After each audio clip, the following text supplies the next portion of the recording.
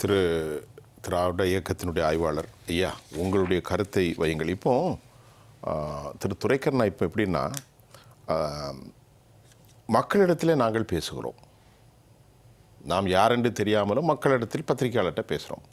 ஆனால் அடிப்படையாக பாசம் கொண்ட அதிமுக தொண்டர்கள் இருக்கிறாங்க பாருங்களேன், அவர்களுக்குள் ஒரு மகிழ்ச்சி தெரிகிறது.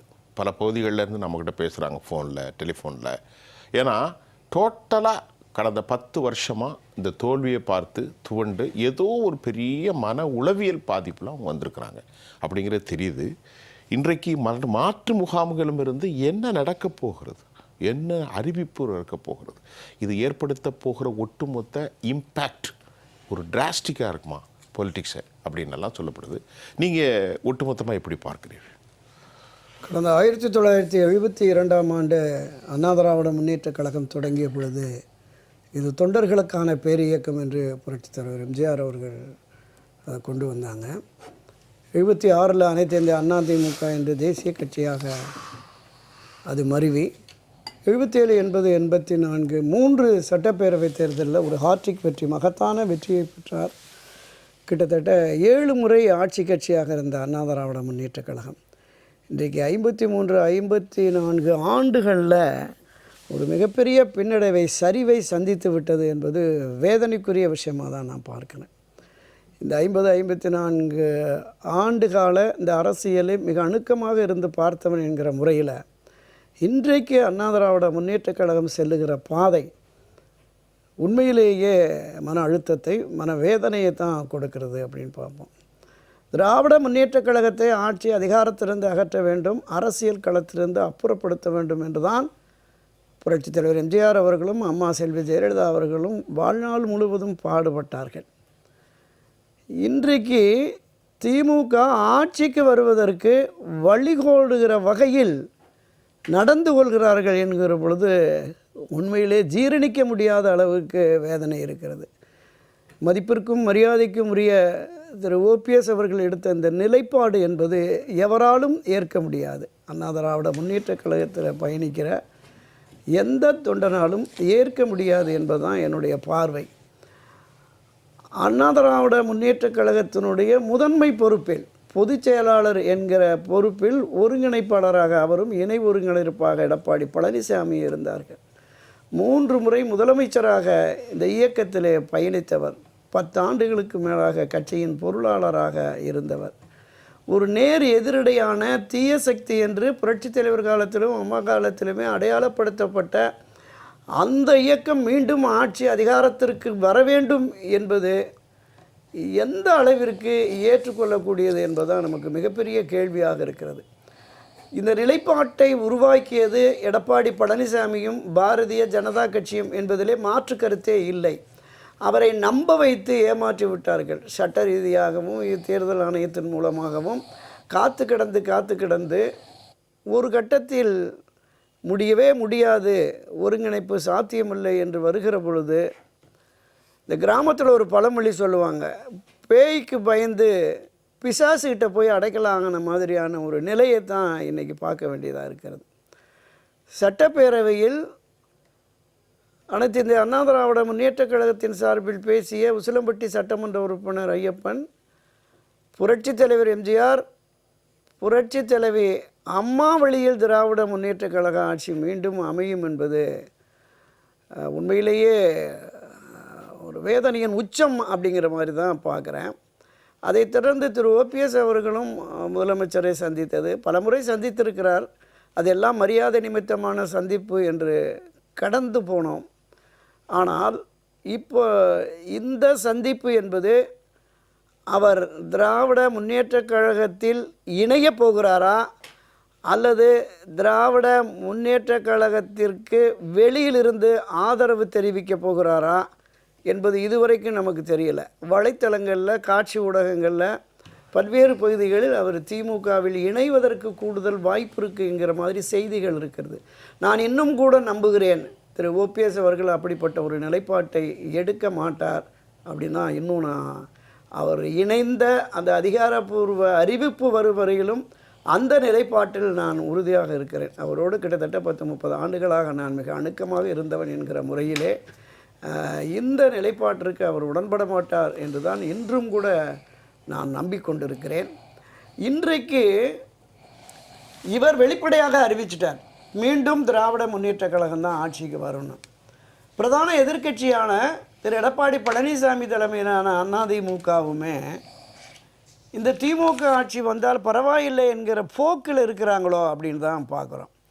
இதுவரையிலும் கூட்டணியை பலப்படுத்தவில்லை, கட்சியை ஒருங்கிணைக்கவில்லை. என்டிஏவுக்கு தலைமை பொறுப்பேற்றிருக்கிற எடப்பாடி பழனிசாமி அந்த என்டிஏவில் பயணித்த அரசியல் கட்சிகளையும் அரவணைத்து செல்லவில்லை.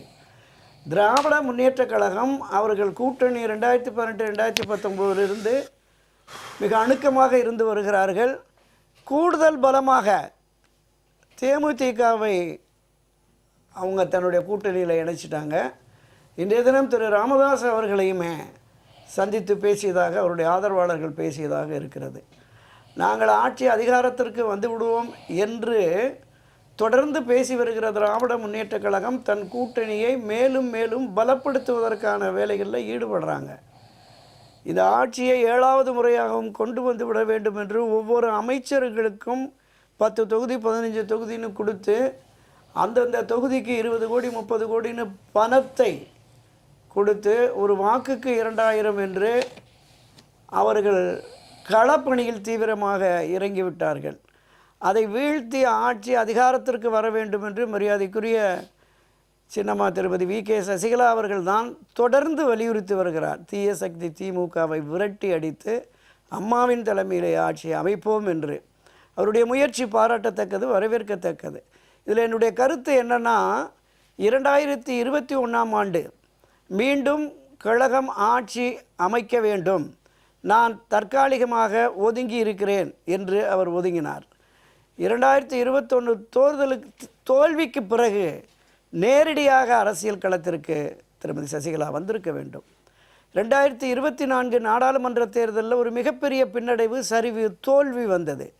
அப்போதாவது களத்தில் இறங்கி தன்னுடைய ஆதரவாளர்களை புரட்சித் தலைவர் எம்ஜிஆர், செல்வி ஜெயலலிதா காலத்திலிருந்து இந்த 30-38 ஆண்டுகளாக இவர் அந்த மரியாதைக்குரிய அம்மா செல்வி ஜெயலலிதா அவர்களோடு பயணித்த அந்த காலகட்டங்களில் அவரோடு பயணித்தவர்களை ஒருங்கிணைத்து ஒரு வலிமை மிக்க சக்தியாக இதை கொண்டு வந்திருந்தால் இன்றைக்கு ஒரு மிகப்பெரிய அளவில் திமுகவை வீழ்த்துவதற்கான வலிமை மிக்க சக்தியாக இருந்திருக்கும். காலம் கடந்தாலும் பரவாயில்லை, அவருடைய முயற்சி வெற்றி பெற வேண்டும், வெற்றி பெறும் என்று நம்புவோம். இதுதான் என்னுடைய முதல் கட்ட கருத்து. ஐயா துரைக்கண்ணா சொல்லுங்கள். இப்போ நாங்கள் பேசிக்கிட்டே இருக்கோம். இல்லை, இப்போ இன்றைய காலகட்டத்தில் அனைத்து இந்திய அண்ணா திராவிட முன்னேற்றக் கழகத்துக்கு ஏற்பட்டிருக்கிற இந்த நெருக்கடியிலிருந்து இந்த கட்சியை மீட்டெடுத்து மீண்டும் அம்மாவின் ஆட்சியை கொண்டு வருவேன் என்று சூளுரைத்து திருமதி வி.கே. சசிகலா அவர்கள் களமாடுகிறார்கள். அதற்கு தம்பி இளந்தமிழ் சொன்ன மாதிரி பல்லாயிரக்கணக்கான, ஏன் இன்னும் சொல்லப்போனால் லட்சக்கணக்கான கழக தொண்டர்களுடைய ஆதரவுகள் இருக்கிறது. இந்த ஆதரவு அமைப்பு ரீதியாக ஒரு கட்டமைப்பாக உருவாகிற பொழுது நிச்சயமாக அவருடைய எண்ணம் நிறைவேறும் அப்படின்னு தான் பார்க்குறோம். அவருக்கு ஏற்பட்ட நெருக்கடிகள், சோதனைகள் மரியாதைக்குரிய புரட்சித் தலைவர் எம்ஜிஆர் காலத்திலும் சரி, அதற்கு பிறகு அம்மா செல்வி ஜெயலலிதா காலத்திலும் சரி, ஏராளமான நெருக்கடிகளை அவர் எதிர்கொண்டிருக்கிறார் என்பது வரலாற்று பதிவு. அதில் எந்த மாற்று கருத்துமே இல்லை. அமமுக என்கிற அரசியல் கட்சி தொடங்கியது மரியாதைக்குரிய திருமதி வி.கே. சசிகலா அவர்களுக்காகத்தான் அப்படின்னு தான் திரு டிடிவி தினகரன் தொடக்கத்திலிருந்தே சொல்லி வந்தார். கிட்டத்தட்ட ஒரு 9-10 ஆண்டுகளாக எனக்கு துரோகம் இழைத்த எடப்பாடி பழனிசாமியை வீழ்த்துவது தான் என்னுடைய ஒரே லட்சியம், ஒரே நோக்கம் என்று பேசி வந்தவர் இப்போது அங்கே போய் சரண்டர் ஆகிட்டார். அப்போது ஒவ்வொரு காலகட்டத்திலும் ஒரு சரிவை, பின்னடைவை சந்திக்க வேண்டிய சூழல் இந்த கழகத்திற்கு ஏற்பட்டிருக்கிறதுங்கிறது தான் யதார்த்தமான நிலை. இந்தியாவினுடைய ஒரு மிகப்பெரிய 3வது அரசியல் கட்சியாக செல்வி ஜெயலலிதா அவர்கள் இதை அமைச்சிட்டு போயிருந்தாங்க. 2014 நாடாளுமன்ற தேர்தலிலும் 2016 சட்டப்பேரவை தேர்தலிலும் அனைத்து இந்திய அண்ணா திராவிட முன்னேற்றக் கழகத்தை தனித்து களமிறக்கி ஒரு மகத்தான வெற்றி. இந்திய தேர்தல் அரசியல் களத்தில் ஒரு மாநில கட்சி 37 இடங்களில் நாடாளுமன்றத்தில் வெற்றி பெற்றது என்பது ஒரு மிகப்பெரிய சாதனை. அதே போல் 2016ஆம் ஆண்டு 2011 நீட்சியாக தனித்து 234 தொகுதிகளிலும் இரட்டைலையை களமிறக்கி ஒரு மகத்தான வெற்றியை பெற்று இந்த கட்சியை தமிழகத்தின் ஆகப்பெரிய அரசியல் கட்சியாக கொண்டு போனார்.